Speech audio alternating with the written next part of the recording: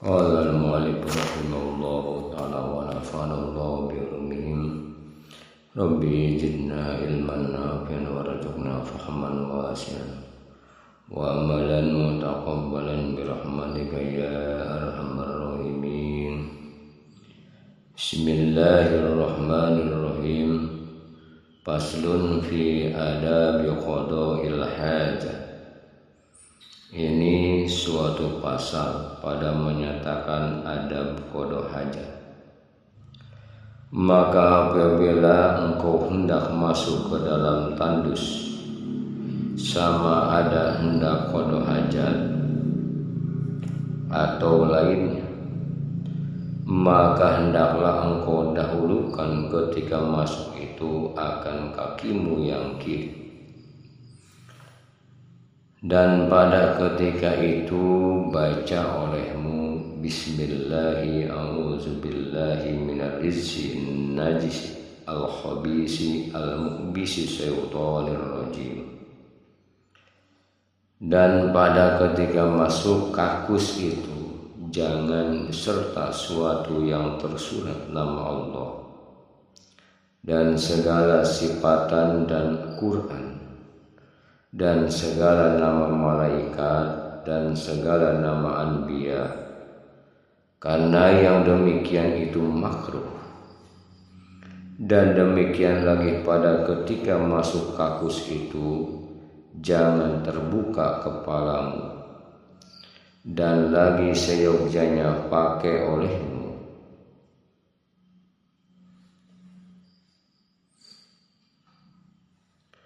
Dan hendaklah engkau dahulukan kakimu yang kanan pada ketika keluarnya, dan baca olehmu Alhamdulillahillazi ajhaba anni ma yu'zini wa abqa alayya ma yanfa'uni.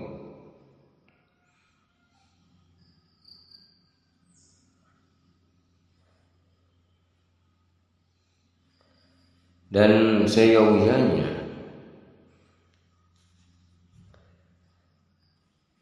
sebaiknya sediakan air dahulu daripada qada hajat itu, dan jangan istinja dengan air pada tempat qada hajat, melainkan pada yang disediakan padanya.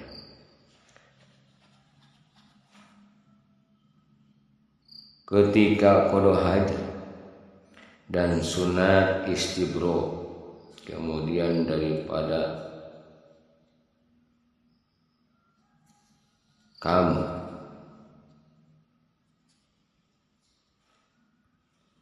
dari dengan berdehem, dengan dilaunkan,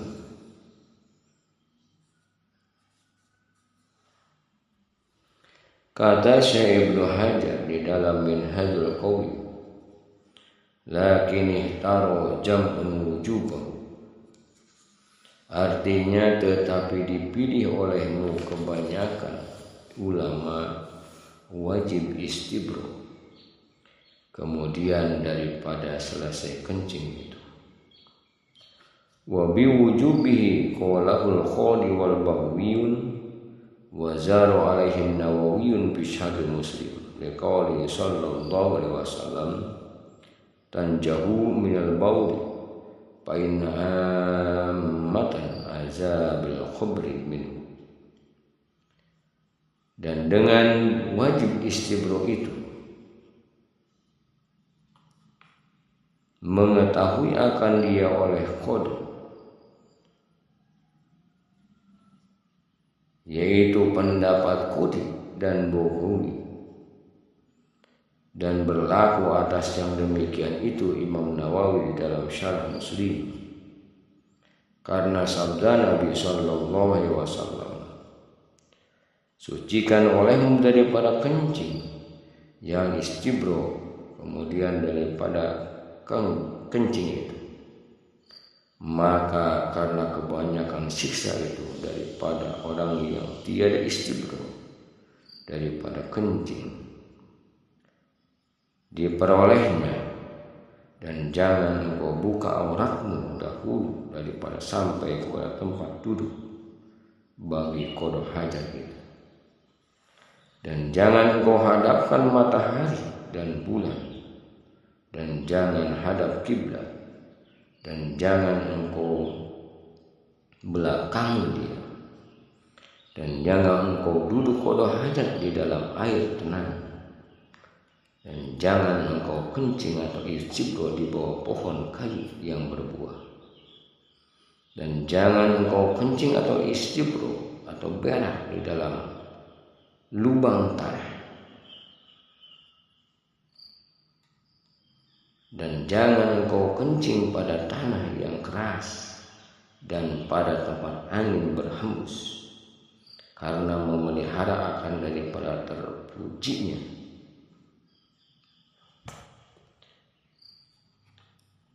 Dan bertelikan engkau pada ketika dudukmu itu atas kaki yang kiri, dan jangan engkau kencing pada engkau berdiri melainkan daripada darurat. Dan himpunkan olehmu istinja itu antara memakai air dan batu. Maka jika engkau kehendaki istinja dengan batu, maka hendaklah engkau sapu pada tempat istinja itu dengan 3 buah batu, atau 1 batu tetapi baginya 3 penjuru. Dan hendaklah batu istinja itu suci lagi kasar, sekira-kira menghilangkan rupa najis itu. Demikian lagi engkau sapu jakarmu 3 kali dengan 3 batu, atau 3 tempat 1 batu. Maka jika tiada suci dengan 3 kali itu, engkau lebihi akan dia 5 kali atau 7 kali hingga suci. Dan jangan kau istinja dengan tangan kanan, melainkan dengan tangan kiri. Dan engkau baca pada ketika selesai daripada istinja itu, atau keluar dari kakus itu, Allahumma tahhir qalbi minan nifaqi wa hasin farji minal fawahis. Dan hendaklah engkau usapkan tangan, kemudian daripada selesai istinja itu, ke bumi atau kepada suatu, kemudian maka bersih akan dia, maka basahi akan dia agar terlebih lihat suci. Wallahu a'lam bishawab. Qala al-mu'allif rahimahullah ta'ala wa nafa'ana Allah bi ulumihim. Rabbi zidna ilman nafi'an warzuqna fahman wasi'an wa amalan mutaqabbalan bi rahmatika ya arhamar rahimin. Bismillahirrahmanirrahim. Faslun fi adabi tayammum. Ini suatu pasal pada menyatakan adab tayammum. Maka jikalau engkau akan daripada memakai air karena ketiadaan akan dia, kemudian daripada engkau tuntut akan dia, atau karena suatu yang meneguhkan daripada sampai air kepadanya, daripada binatang buas, atau ada orang yang terkehendak akan dikau, atau ada air hadir tetapi berkehendak kepadanya karena dahagamu atau dahaga taulan, atau ada air tetapi milik bagi orang yang lain daripada, padahal tiada dijual akan dia, melainkan lebih daripada harga yang berat pada waktu itu dan pada tempat itu, atau bagimu luka atau penyakit yang anggota yang kau takut binasa akan dirimu, atau takut binasa suatu daripada anggotamu, maka hendaklah ketika itu bahwa engkau niatkan hingga masuk waktu sembahyang fardu. Kemudian maka engkau sahaja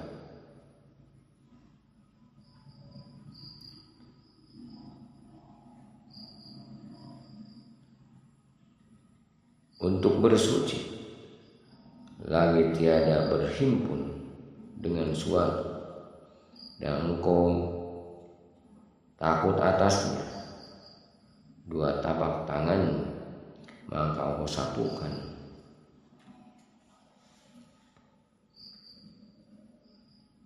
Di bawah itu kepada segala kamu sekali, dan niatkan olehmu ketika itu mengharuskan sembahyang seperti anggota. Nawaitu tayammum istibahati sholati al-fardhi. Artinya sengaja aku tayamum karena mengharuskan sembahyang fardu dan tiada wajib menyampaikan.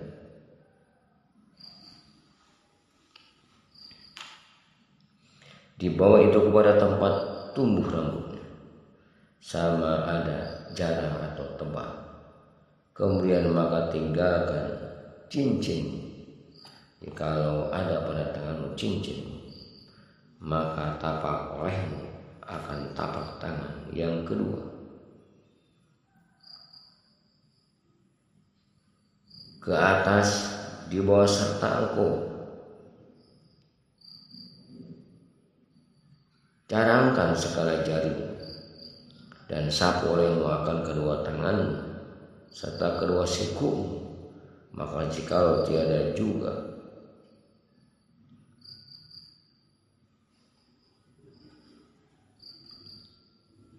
tidak cukup itu akan kedatangan, maka tepak olehmu sekali lagi hingga rata kedua tanganmu itu. Kemudian maka sapulah olehmu akan salah suatu daripada tapak tanganmu kepada lainnya, serta engkau selaikan akan segala selang-selang jarimu itu, dan engkau sembahyang dengan tayamum itu satu fardu.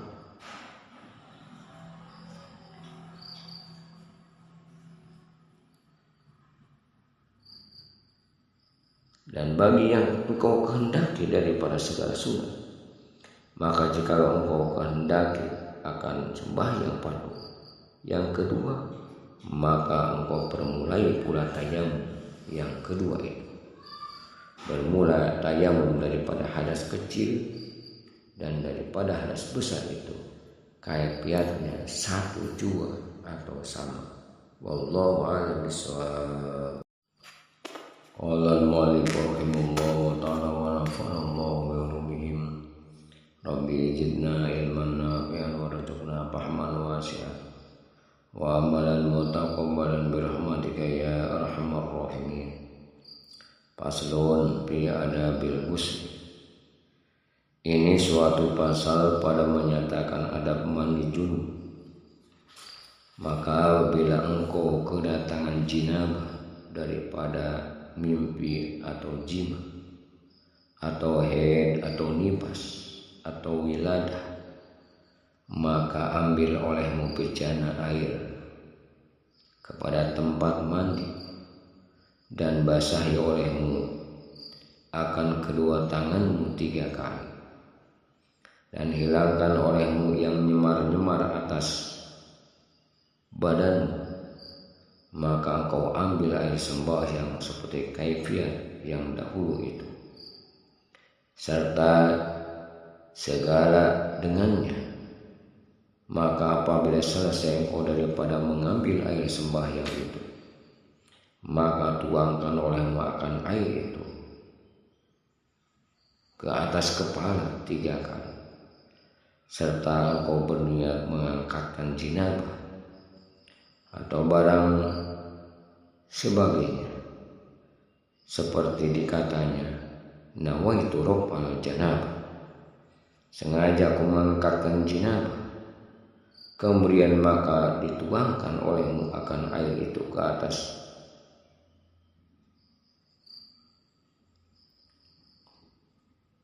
sebelah yang kanan 3 kali, maka ke atas pihak yang kiri 3 kali. Dan hendaklah engkau gosok-gosok di hadapan badanmu itu.